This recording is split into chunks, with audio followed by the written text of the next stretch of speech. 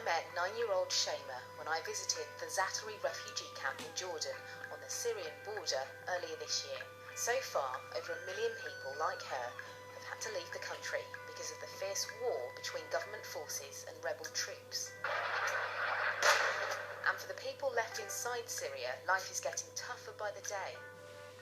In the past, when civil wars have become this bad, Western countries like the UK and the US have sometimes sent in troops to help end the fighting. In 2011, Britain sent air forces to Libya in North Africa to help anti-government groups to fight against the country's leader, Colonel Gaddafi, who was attacking his own people. So the war in Syria then, very different to the war in Libya.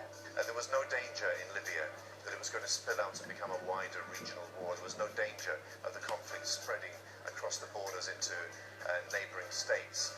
But in Syria, it's more complicated. As well as the danger of drawing in neighbouring countries, bigger powers are involved. The Syrian government has powerful allies. Russia has sent weapons and equipment to help President Assad's forces. Western countries like the US and the UK support the other side, the anti-government rebels, and last week a ban was lifted to allow European countries to send arms to help them. But there's a big debate over whether sending weapons is the right way to end the war, especially if we don't know exactly who might get hold of them. Nobody really knows who the rebels are.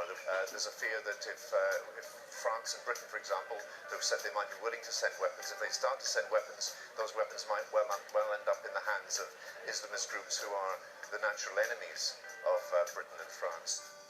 After 2 years of fighting, the situation in Syria has become incredibly difficult to sort out. Thousands of children like Shema have had their lives turned upside down by the fighting. It seems things won't get back to normal for them anytime soon.